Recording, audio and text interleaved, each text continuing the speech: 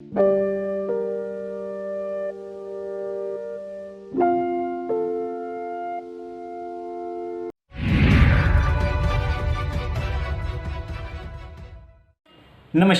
इन खबर में आपका स्वागत है। देश की 3 लोकसभा सीटों और 14 राज्यों के 29 विधानसभा सीटों पे हुए चुनाव के परिणाम आने लगे हैं। कई जगहों से मिले जुले परिणाम आ रहे हैं, लेकिन पश्चिम बंगाल और हिमाचल ने एकदम क्लियर कट मैंडेट दिया है। पश्चिम बंगाल में जहां चारों सीटें ममता बनर्जी टीएमसी के खाते में गई है, वहीं हिमाचल प्रदेश से चौंकाने वाले नतीजे आ रहे हैं।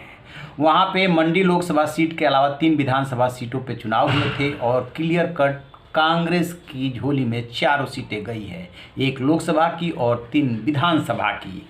इसका मतलब साफ है कि अगले साल के लास्ट में वहां पे होने वाले विधानसभा चुनाव से पहले ये जो चुनाव हुआ है ये सेमीफाइनल था और बीजेपी के हाथ से वहां सत्ता सरक रही है। देखिए कौन कौन सी सीट कितने अंतर से जीती है कांग्रेस ने। हिमाचल प्रदेश की मंडी लोकसभा सीट पर 2019 में बीजेपी के रामस्वरूप शर्मा जीते थे, लेकिन उनका निधन हो जाने के कारण यहां पे उपचुनाव हुआ, जिसमें कांग्रेस ने पूर्व सीएम वीरभद्र सिंह की पत्नी प्रतिभा सिंह को मैदान में उतारा, जबकि बीजेपी ने कारगिल युद्ध के हीरो कुशल सिंह ठाकुर पर दांव लगाया।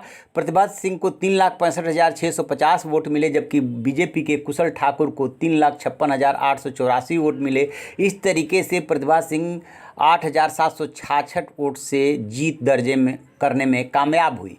फतेहपुर विधानसभा सीट पर कांग्रेस के पूर्व मंत्री सुजान सिंह पठानिया के बेटे भवानी सिंह पठानिया और बीजेपी के बलदेव ठाकुर आमने सामने थे। कांग्रेस प्रत्याशी पठानिया जीत दर्ज करने में सफल रहे, उन्हें 24,249 वोट मिले, जबकि बलदेव को 18,878 वोट मिले। निर्दलीय उम्मीदवार के तौर पर डॉक्टर राजन सुशांत को 12,838 वोट मिले, जिसके चलते बीजेपी का खेल खराब हो गया। अर्की विधानसभा सीट पर कांग्रेस के पीसीसी महासचिव संजय अवस्थी और बीजेपी के रतन सिंह पाल आमने सामने थे। यहां पर कांग्रेस प्रत्याशी को 30,798 वोट मिले, जबकि बीजेपी को 27,579 वोट मिले। संजय अवस्थी को 3,219 वोट से जीत दर्ज करने में कामयाबी मिली। जुब्बल कोटखाई विधानसभा सीट पर कांग्रेस नेता और पूर्व विधायक रोहित ठाकुर, बीजेपी के पूर्व जिला परिषद सदस्य नीलम सरकईक और निर्दलीय चेतन सिंह के बीच त्रिकोणीय मुकाबला हुआ। कांग्रेस प्रत्याशी रोहित ठाकुर के सामने बीजेपी प्रत्याशी जमानत तक नहीं बचा सके। कांग्रेस को 29,955 वोट मिले, जबकि निर्दलीय चेतन सिंह को 23,662 वोट मिले। बीजेपी प्रत्याशी को इस सीट पे केवल 2,644 वोट मिले हैं। कांग्रेस 6,293 वोटों से ये सीट जीतने में कामयाब रही। इस परिणाम का सीधा असर बीजेपी के वहां मुख्यमंत्री जयराम ठाकुर के सियासी कद पर पड़ेगा। सीएम मंडी जिले से ही संबंध रखते हैं, लिहाजा इतनी बड़ी हार उनके लिए बहुत भारी पड़ेगी।